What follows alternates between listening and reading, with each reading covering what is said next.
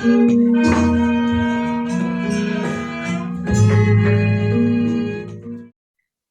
Ibu Saudara, banyak hal yang akan kita bahas hari ini dan sangat bermanfaat apabila bisa Bapak Ibu ketahui, bisa Bapak Ibu praktekkan dalam kehidupan sehari-hari. Saya mulai dari cerita Bhante Anuruddha. Bhante Anuruddha, beliau adalah salah satu murid unggul Sang Buddha. Beliau terlahir di keluarga kaya dan memiliki seorang kakak yang bernama Mahanama. Awalnya Mahanama ini yang ingin menjadi biku. Kemudian berdiskusi dengan Bhante Anuruddha, ketika itu Anuruddha belum biku ya, berdiskusi dengan saudara Anuruddha. Dan ceritanya cukup panjang, akhirnya Anuruddha sendiri yang ingin menjadi biku. Nah, karena di keluarga itu hanya ada 2 laki-laki, kakaknya mengalah. Ya, dan Bhante Anuruddha ini akhirnya menjadi biku, belajar dengan Sang Buddha, dan menjadi biku yang sangat-sangat sukses pelatihannya. Beliau mencapai tingkat anagami pada awalnya. Baru nanti kita akan ceritakan bagaimana Bhante Anuruddha itu mencapai tingkat arahat. Nah, sebelum masuk ke cerita Bapak Ibu, sedikit pemahaman yang baik untuk Bapak Ibu ketahui. Hari ini kita akan bahas cukup banyak mengenai kesucian, ya. Dan sekarang kita mulai dari Bhante Anuruddha ketika beliau anagami. Nah, anagami itu sendiri adalah kesucian tingkat ketiga. Jadi dalam ajaran Buddha, kesucian itu ada 4 tingkat. Yang pertama adalah Sotapanna, yang kedua adalah Sakadagami, yang ketiga adalah Anagami, yang keempat adalah Arahat. Sotapanna artinya pemasuk arus, Sakadagami artinya ia yang kembali sekali lagi, Anagami artinya yang tidak kembali. Bapak Ibu Saudara, nah 4 tingkat kesucian ini sesungguhnya adalah tingkatan-tingkatan yang diberitahu oleh Sang Buddha kepada para murid-murid beliau, sudah seberapa berkurangnya kotoran batin kita. Ya. Jadi teringat saya dulu di Mendut sebelum pandemi, sebelum saya ke Thailand, karena saya baru kembali dari Thailand sebenarnya, baru pulang sekitar 5 bulan, ya. Jadi dulu hampir 4 tahun di Bangkok.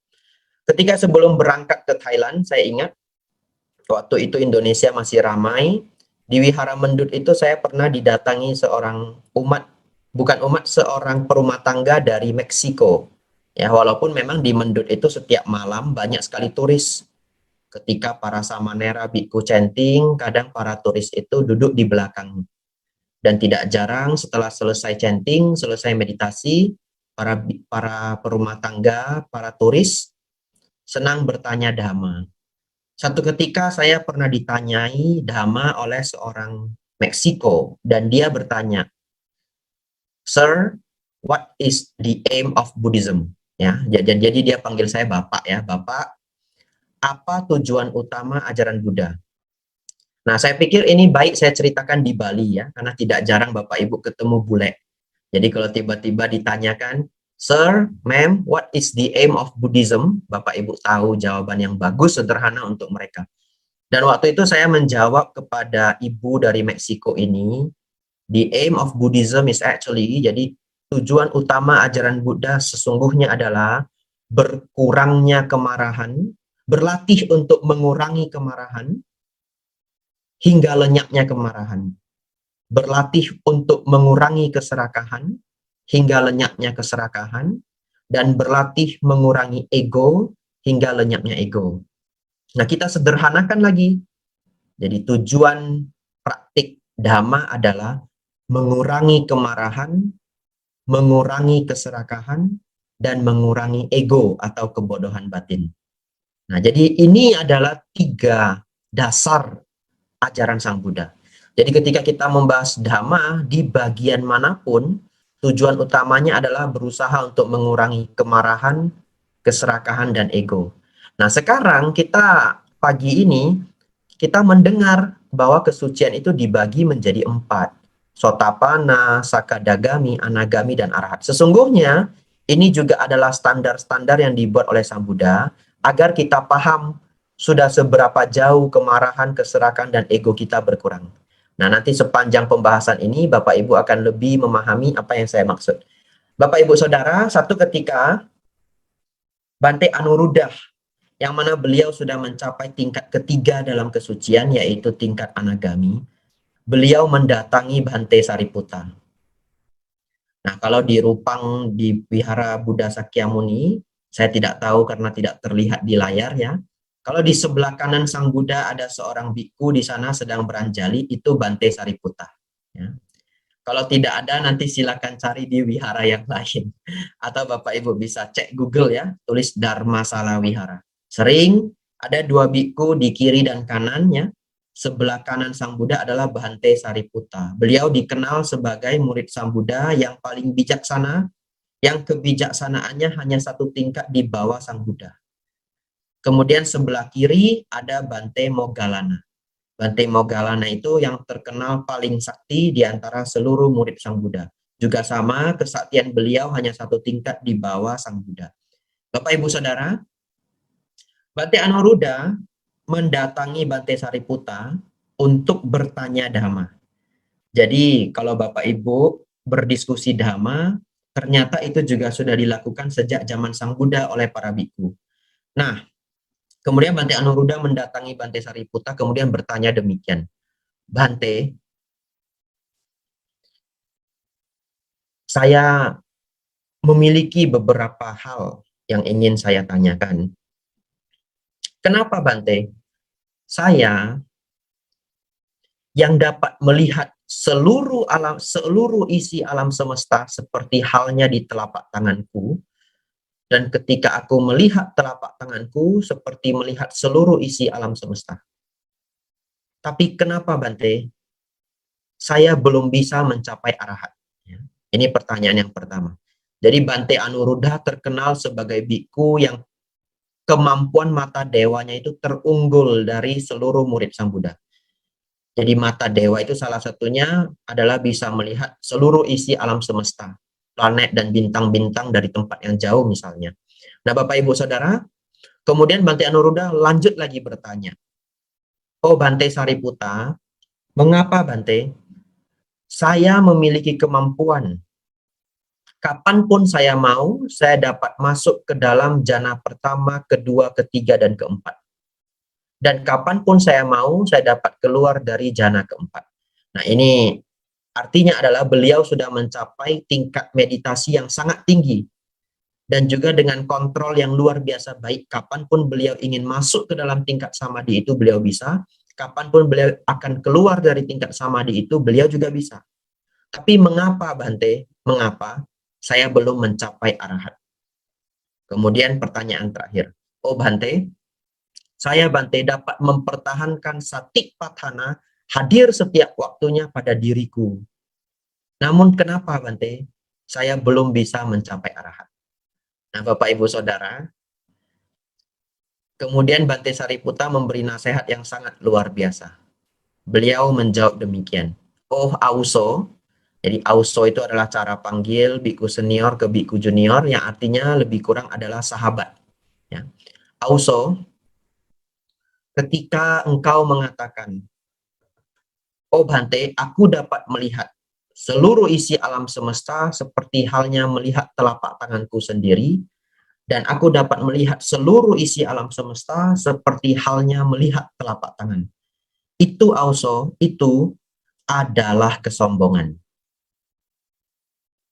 Oh Auso Anuruddha, ketika engkau mengatakan, oh saya Bhante dapat masuk kapanpun saya mau, saya bisa masuk ke dalam jana keempat. Dan kapanpun saya mau, saya dapat keluar dari jana keempat. Itu Auso adalah kesombongan. Kemudian beliau melanjutkan, Auso, ketika engkau mengatakan bahwa saya Bhante dapat mempertahankan satipatthana hadir pada diriku setiap waktunya. Itu Auso adalah kesombongan. Kesombongan itulah yang menjadi hambatan, menjadi penghalang engkau tidak dapat menembus kesucian arahat. Nah, Bapak Ibu Saudara, di sini kita belajar cukup banyak informasi dari kisah ini ya. Bahkan seorang yang sudah mencapai tingkat kesucian ketiga, anagami, yang mana kalau Bapak Ibu pahami, anagami itu sangat luar biasa. Seorang anagami itu kemarahannya sudah lenyap. Jadi kalau Bapak Ibu bertemu seorang anagami, Bapak Ibu apain pun ya, bahkan di dalam suta dikatakan misalkan digergaji pun tangannya, ya, ataupun di bagaimanapun, seorang anagami itu tidak akan marah. Kemudian seorang anagami juga sudah tidak memiliki nafsu ragawi. Jadi ini adalah tingkatan yang sangat luar biasa tinggi. Coba Bapak Ibu bayangkan seberapa sulitnya seseorang untuk tidak marah. Dan itu tidak marahnya seorang anagami atau seorang anagami yang tidak memiliki kemarahan berbeda dengan seseorang yang jarang marah atau berbeda dengan seseorang yang pintar menahan marah. Karena menahan marah beda dengan tidak ada kemarahan di dalam batin, ya. Kalau menahan marah barangkali Bapak Ibu masih bisa. Sudah marah sebenarnya tapi ditahan sehingga Bapak Ibu kelihatan sabar, dan itu pun adalah latihan yang baik ya. Menahan marah pun adalah latihan yang baik. Latihan yang lebih baik lagi adalah bisa meredakan kemarahan itu. Dan tingkat yang jauh lebih baik lagi seperti halnya seorang anagami, tidak ada lagi kemarahan di dalam batinnya. Namun Bapak Ibu Saudara, walaupun sudah tidak ada kemarahan di dalam batin beliau, ternyata masih ada ego atau kesombongan. Jadi itu informasi untuk kita juga bahwa ternyata ego atau kesombongan itu sulit ditaklukkan ya, bahkan bagi seorang anagami.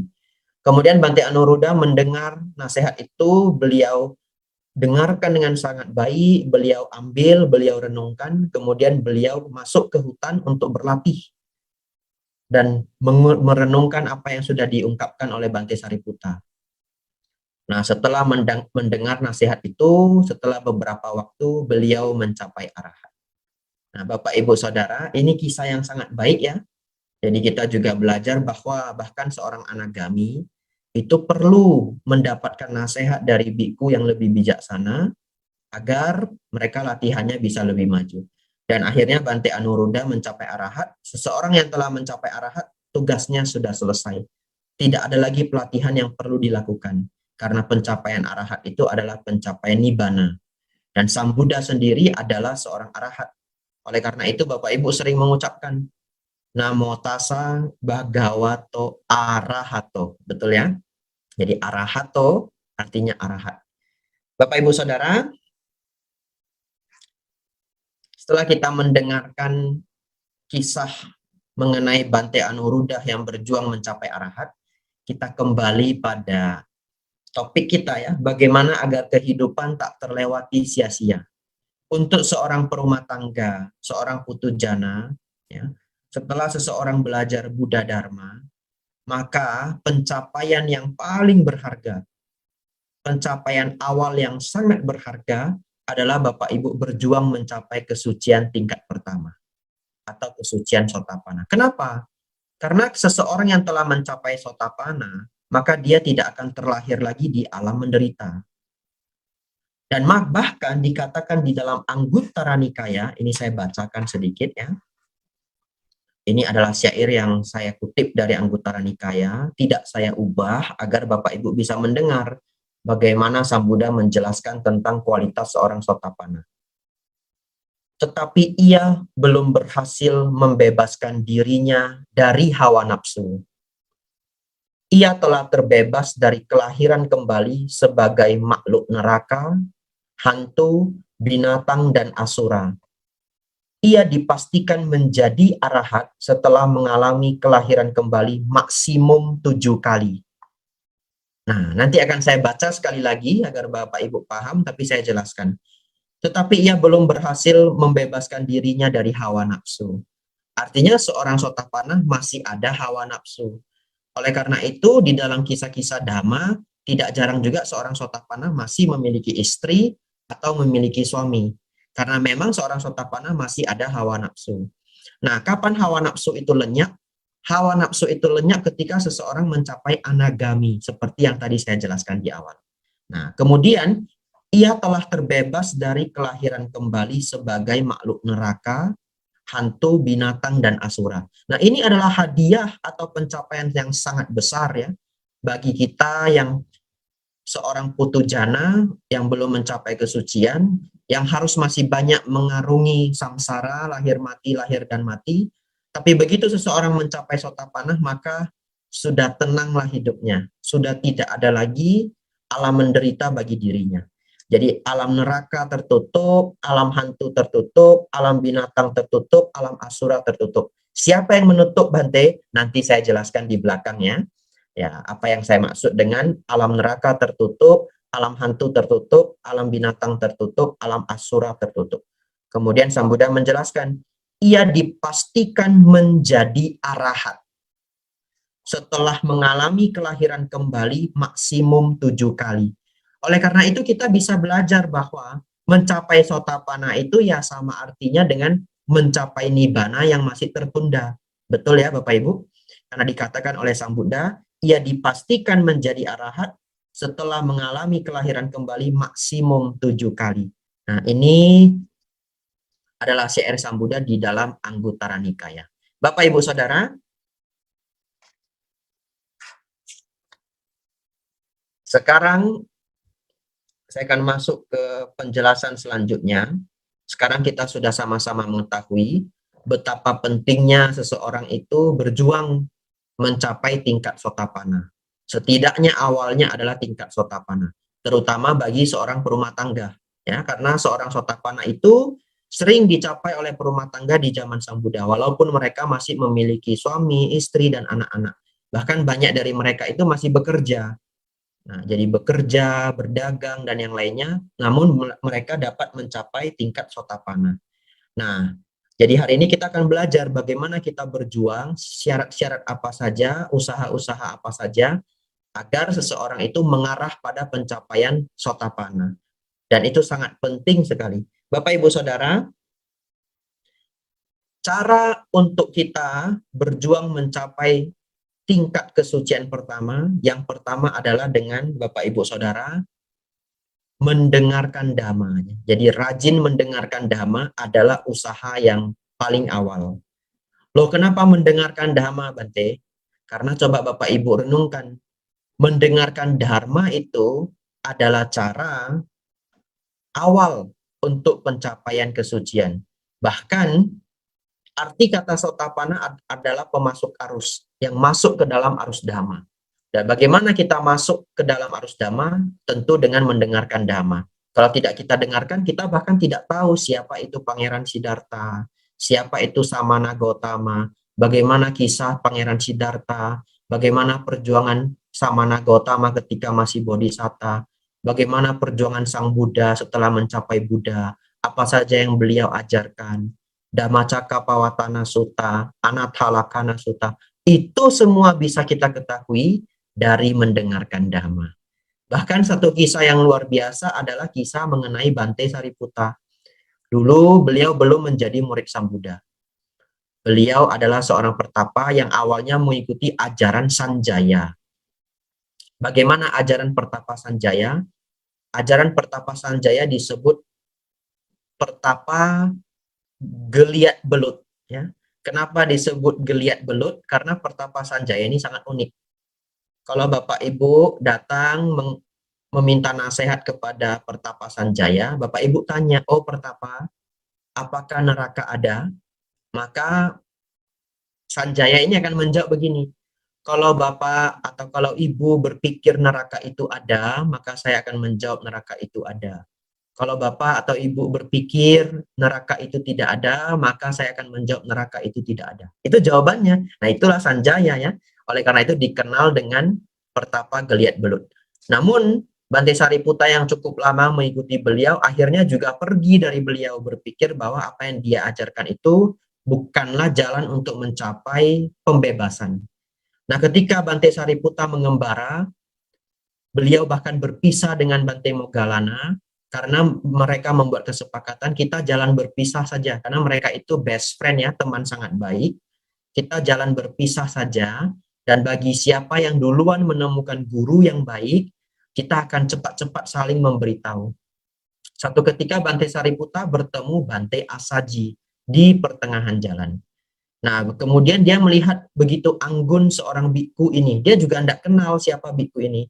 Tapi melihat biku ini jalan, kemudian melihat cara body language dari biku ini, semuanya sangat anggun. Itu membuat Sariputa yang saat itu belum menjadi murid Sang Buddha, jadi sebenarnya baik saya panggil sebagai Samana Sariputa, ya, belum menjadi biku pada saat itu. Samana Sariputa ini menjadi terkagum-kagum, kemudian mendekati Bante Asaji dan bertanya, "Oh biku, bolehkah saya bertanya apa yang Anda ajarkan atau siapakah guru Anda?" Nah, itu pertanyaannya lebih kurang seperti itu. Kemudian Bante Asaji kemudian mengungkapkan bahwa saya adalah murid Samana Gotama, murid di bawah beliau. Kemudian Bante Sariputa meminta, ajarkan aku sedikit apa yang diajarkan oleh Buddha Gotama. Kemudian Bante Asaji menjelaskan, sedikit saja, satu kalimat saja bahkan. Segala sesuatu yang berkondisi secara alamiahnya memiliki kemunculan. Segala sesuatu yang berkondisi secara alamiahnya memiliki kepadaman. Nah, satu kalimat seperti ini, Bante Sariputa mencapai Sotapanna. Jadi bahkan kita bisa melihat Bante Sotapanna dulu mencapai Sotapanna dari mendengarkan Dhamma. Jadi usaha pertama yang Bapak Ibu perlu praktekkan adalah mendengarkan Dhamma. Usaha yang kedua Bapak Ibu adalah mengembangkan sadha atau keyakinan. Mengapa demikian? Karena kalau kita tidak memiliki keyakinan yang kuat, ya, belum tentu kita bisa menerima apa yang diajarkan sang guru. Ya, oleh karena itu, keyakinan yang kuat itu penting sekali. Ini mirip dengan ketika Bapak Ibu masih sekolah dulu, kalau Bapak Ibu masih ingat ya, kalau ada guru yang kita sukai, guru yang kita hargai, guru yang kita hormati, apapun yang guru itu ajarkan kita dengarkan dengan sangat baik. Oleh karena itu, itulah bagaimana keyakinan itu membantu kita belajar Dhamma. Namun, keyakinan dalam ajaran Sang Buddha itu bukan keyakinan yang membuta. Ya. Jadi keyakinan dalam Dhamma itu adalah keyakinan yang lahir setelah kita mendengarkan Dhamma dengan baik, kita renungkan, kita diskusikan, dan apabila itu adalah perenungan itu membawa pada kesimpulan yang baik, itu meningkatkan keyakinan kita. Jadi keyakinan dalam ajaran Buddha adalah keyakinan yang berlandaskan kebijaksanaan. Nah, usaha yang pertama mendengarkan Dhamma, usaha yang kedua adalah meningkatkan keyakinan. Usaha ketiga Bapak Ibu adalah mempraktekkan sila, ya. Dan usaha yang keempat adalah mempraktekkan berdana.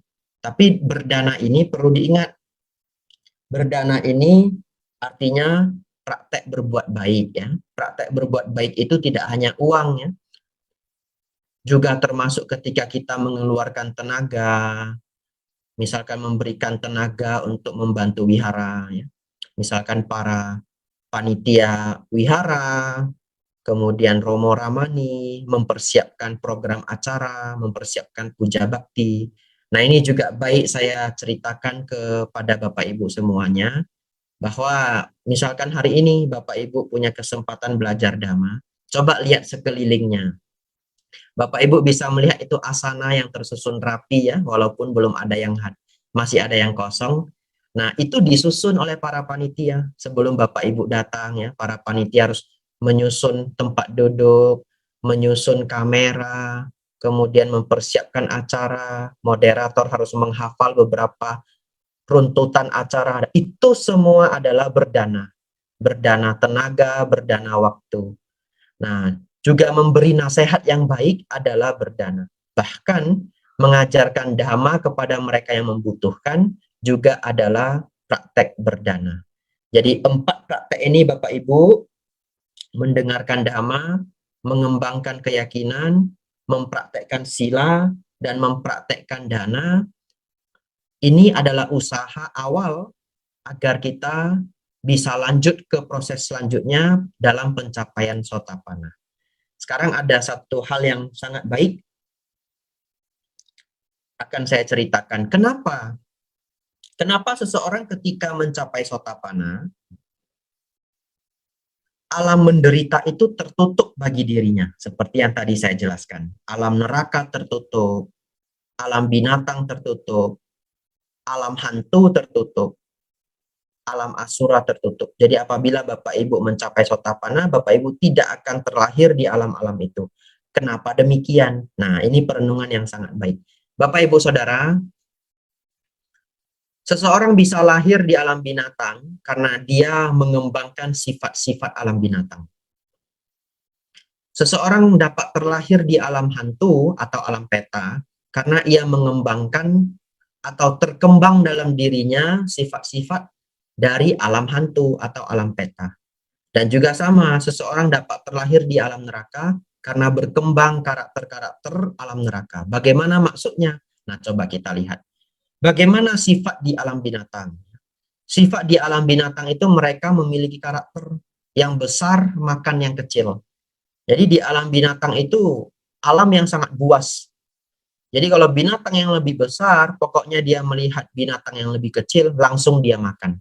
Ya, kalau Bapak Ibu pernah melihat dokumentasi-dokumentasi ikan di laut, itu terlihat jelas sekali. Ikan besar makan ikan kecil. Ikan kecil makan ikan yang lebih kecil lagi. Seperti itulah proses hidup di alam binatang. Nah, terkadang ada manusia-manusia yang mengembangkan sifat alam binatang itu. Bagaimana? Setiap kali dia melihat orang yang lebih lemah, pasti dia makan, ya. Melihat orang yang lebih lemah akan dia tindas. Bahkan mungkin sudah dia kembangkan sejak dia sekolah. Ketika sekolah melihat teman yang lebih kecil, dia bully begitu. Nanti sudah besar, misalkan dia berdagang, setiap ada pedagang yang lebih kecil, langsung dia makan. Dan bahkan orang seperti itu bisa menjadi penipu yang memakan orang-orang yang lebih bodoh dan yang lainnya. Jadi kalau Bapak Ibu Saudara, seseorang mengembangkan sifat ini, yang besar makan yang kecil, itu adalah salah satu sifat alam binatang. Kemudian apalagi sifat alam binatang? Alam binatang ini memiliki nafsu yang sangat tinggi. Kemudian sifat keras kepala. Ya, alam binatang ini memiliki sifat yang sangat keras kepala misalkan. Nah Bapak Ibu Saudara, coba Bapak Ibu renungkan pelan-pelan ketika seseorang mendengarkan dhamma, mempraktikkan sila, meningkatkan keyakinan, mempraktikkan kebaikan hati, metta karuna mudita. Sifat-sifat alam binatang ini pelan-pelan hilang pada diri kita. Ya. Saya yakin mereka yang senang hadir di wihara, senang mengikuti pelajaran dhamma, sifat-sifat buruk ini pelan-pelan berkurang, bahkan hilang. Ya. Jadi kalau Bapak Ibu melihat orang yang lebih lemah, orang yang lebih kurang, Bapak Ibu bukan ingin memakan dia lagi, tapi Bapak Ibu malahan ingin menolong dia. Betul ya? Setelah belajar dhamma, melihat orang yang lebih kurang, melihat orang yang lebih lemah, kita malahan tergerak untuk membantu dirinya. Ya, ini adalah salah satu contoh sifat alam binatang sudah hilang dari diri kita. Nah, bagaimana sifat alam hantu? Hantu memiliki dua sifat yang dominan. Yang pertama, mereka yang terlahir di alam peta atau alam hantu karena tidak mau berbuat baik. Sehingga sepanjang dia menjadi manusia, dia menggunakan sangat banyak karma baik. Jadi terlahir sebagai manusia dan mempertahankan hidup manusia itu menggunakan banyak karma baik. Dan sepanjang hidupnya dia tidak mau berbuat baik. Ada orang yang tidak mau berbuat baik. Jadi kalau Bapak Ibu ajak dia, ayo ke wihara. Saya enggak ke wihara, kamu saja. Mungkin kita berpikir, oh mungkin dia tidak begitu spiritual orangnya. Enggak apa-apa. Minggu depan kita ajak lagi. Ayo kita ikut ini, berbuat baik di panti asuhan gitu. Kalau kamu ada rezeki lebih, kamu bisa dana untuk anak panti asuhan. Kalau kamu belum ada uang lebih ya, kamu bisa ini ikut saja nanti bantu menghibur anak-anak panti asuhan. Apa jawaban dia? Enggak, saya enggak ikut, kamu saja. Jadi sepanjang hidupnya dia tidak merasa berbuat baik itu penting. Sehingga dia lupa, dia tidak ada timbunan karma baik yang baru. Sebagai manusia dia hanya menikmati timbunan karma baik lampau. Setelah waktu yang lama, timbunan karma baik lampau itu habis. Nah, itu yang membuat seseorang terlahir di alam peta atau alam hantu. Oleh karena itu, Bapak Ibu tidak jarang mendengar mereka yang terlahir di alam peta itu kelaparan, tidak mendapatkan pakaian terkadang, hidup dalam keadaan kedinginan. Itu adalah sifat-sifat mereka yang kekurangan, ya. Karena kekurangan makanan, kekurangan pakaian, kekurangan tempat tinggal, dan yang lainnya. Nah, itu karakter alam hantu. Yang pertama adalah mereka sering tidak mau berbuat baik. Dan yang kedua, mereka yang terlahir di alam peta memiliki kemelekatan yang sangat kuat. Ya, bahkan tidak jarang seseorang terlalu sayang dengan rumah pertamanya. Itu rumah yang dia perjuangkan sendiri, dia beli dengan sangat susah payah, ya. Kemudian dia tinggal dari umur 20-an sampai menjadi kakek-kakek.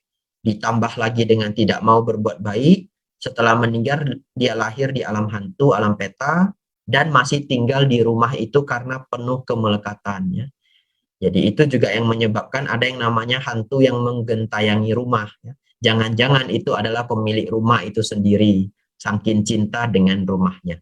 Nah, alam hantu memiliki dua sifat, tidak mau berbuat baik. Ini bukan hanya dua sifat ini, ya, tapi dua sifat ini yang paling dominan. Yang pertama adalah mereka enggan berbuat baik, yang kedua mereka sangat melekat pada apa yang dimiliki. Nah, di sini kita belajar berdana. Tadi saya ajak Bapak Ibu belajar berdana, berbuat baik. Dan belajar berdana ini untuk mengurangi sifat enggan berbuat baik dan juga mengurangi kemelekatan. Karena ketika Bapak Ibu berdana, apapun yang Bapak Ibu berikan, di sana muncul kesadaran bahwa atau bisa kita munculkan satu dhamma yang baik, apapun yang saya miliki, apapun yang kita miliki di kehidupan ini, satu hari bisa berubah karena hidup ini anicca. Bahkan tubuh yang kuat ini, tubuh yang masih cantik ganteng ini, satu hari bisa menua. Nah, di situ berkurangnya kemelekatan kita. Ini adalah usaha kita mengurangi sifat-sifat yang bisa mengkondisikan kita terlahir di alam hantu. Terakhir, alam neraka. Kalau alam neraka saya yakin, ya, mudah-mudahan tidak ada satu orang pun yang punya sifat alam neraka. Alam neraka di sini itu adalah mereka yang sangat kejam. Kalau kita baca nonton berita, apakah berita lokal atau berita nasional, kadang ada berita mereka yang membunuh 10 orang, membunuh 15 orang, atau pembunuh serial killer, ya. Dia sudah membunuh tidak terlacak. Kemudian ketika tertangkap polisi, terkumpul ternyata dia sudah membunuh 40-an orang dan sebagainya. Orang-orang seperti inilah mengembangkan karakter bengis, karakter kejam. Mereka-mereka akan terlahir di alam neraka. Bapak Ibu Saudara, coba kita flashback, ya, kita renungkan kembali yang kita pelajari hari ini. Kalau seseorang berlatih mengurangi kemarahan, keserakahan, dan ego, meningkatkan keyakinan pada Buddha Dhamma Sangha, senang mendengarkan dhamma, mempraktekkan sila, mempraktekkan berdana, maka sifat-sifat yang ada di alam binatang, alam hantu, alam neraka itu hilang pada diri kita. Itu yang tadi saya maksud, ketika seseorang mencapai kesucian tingkat pertama, alam-alam itu tertutup. Kenapa tertutup? Karena kondisinya sudah tidak ada. Sifat-sifat di alam itu sudah tidak ada. Jadi kesadaran kita tidak bisa lagi tertarik atau terkondisi pada alam-alam itu. Bapak Ibu Saudara, ada 3 hal terakhir yang akan saya sampaikan, tidak terlalu panjang, ya. Setelah itu kita masuk ke tanya jawab, karena porsi dhamma saya itu lebih kurang 40 menit. Namun 3 bagian terakhir ini sangat penting untuk kita pahami. Sang Buddha menjelaskan ini adalah 3 samyojana. 3 samyojana itu adalah 3 belenggu yang menjadikan seseorang sulit mencapai sotapanna. Jadi hari ini saya benar-benar memberikan semua ke Bapak Ibu. Bagaimana berusaha mencapai sotapanna dan apa belenggu-belenggunya. Tapi saya tidak mengklaim, ya, oh Bapak ini sudah sotapanna, Ibu ini sudah sotapanna. Tidak, itu adalah tugas Bapak Ibu sendiri untuk mencapainya. Dan barangkali, ya, Bapak Ibu dengan baik melatih semua ini, satu ketika Bapak Ibu akan mencapai keadaan sotapanna. Nah, dan itu memang harus menjadi cita-cita semua umat Buddha. Jadi kalau Bapak Ibu menjadi umat Buddha ditanya apa tujuannya, apa cita-citanya, Bapak Ibu jawab, ya cita-cita saya untuk mencapai kesucian. Nah, itu adalah bahasa Dhamma. Tapi mungkin kalau kita cerita ke orang lain yang dia bukan umat Buddha, kalau kita katakan oh tujuannya mencapai kesucian ya, barangkali dia bisa iritasi mendengar kata-kata itu, kita bisa ubah. Kita cerita ke mereka. Oh, tujuan dan cita-cita saya dalam menjadi umat Buddha adalah dalam rangka mengurangi hingga lenyapnya kemarahan, keserakahan, dan ego. Karena kesucian sendiri itu ya berkurangnya kemarahan, keserakahan, dan ego. Bapak, Ibu, Saudara, ini 3 belenggu. Ini adalah bulir dhamma terakhir dalam sesi hari ini. Ada 3 belenggu yang menjadikan seseorang sulit mencapai sotapanna. Yang pertama adalah memiliki pandangan salah bahwa upacara dan ritual dapat menyucikan diri. Ya. Jadi Bapak Ibu, kalau seseorang dia yakin bahwa kita bisa menjadi suci karena ritual, karena upacara bentuk apa saja, ya, apakah dengan persembahan, apakah dengan direndam di dalam sungai, apakah dengan memuja sebentuk batu atau pohon atau apapun, ataukah ada dewa yang membantu. Namun kita renungkan baik-baik bahwa kita tidak bisa menjadi suci hanya dari ritual dan upacara. Seseorang menjadi suci karena praktek, karena perjuangan, meningkatkan kebijaksanaan, mengurangi kotoran batin. Saya berikan satu simulasi ya yang sangat baik. Setelah ini Bapak Ibu akan setuju apa yang saya maksud. Coba Bapak Ibu renungkan, bisa tidak Bapak Ibu bayar seseorang, katakanlah 50 juta. Kemudian Bapak Ibu bilang ke dia, Pak, atau siapapun dia, ini saya bayar 50 juta, tolong saya dibacakan doa, atau saya dibacakan mantra, atau saya dibuatkan upacara, agar kemarahan saya lenyap. Bisa Bapak Ibu? Sampai hari ini saya belum mendengar ada yang bisa. Ya. Bayar 50 juta, kita buat ritual upacara, kemudian tiba-tiba kemarahan kita lenyap. Lenyap begitu saja. Tidak akan bisa Bapak Ibu. Ya. Bahkan kalau Bapak Ibu datang ke seorang biku, Bante, tolong saya dibacain parita, Bante, supaya kemarahan saya hilang. Juga enggak ada parita yang bisa saya bacakan, setelah dibacakan Bapak Ibu kemarahannya hilang. Tapi kemarahan kita hanya bisa berkurang. Ya. Kalau kita mau mempraktekkan metta, karuna, mudita, upekha, mau belajar mendengarkan dhamma, merenungkan dhamma, mendiskusikan dhamma, dan bermeditasi. Dengan upaya-upaya itu ditambah dengan praktik sila dan praktik dana, dari waktu ke waktu kemarahan kita berkurang. Saya yakin Bapak Ibu silakan renungkan. Coba renungkan Bapak Ibu yang sudah rajin datang ke wihara. Bapak Ibu yang hari ini dengan Bapak Ibu yang 5 tahun yang lalu, apakah mengalami kemajuan?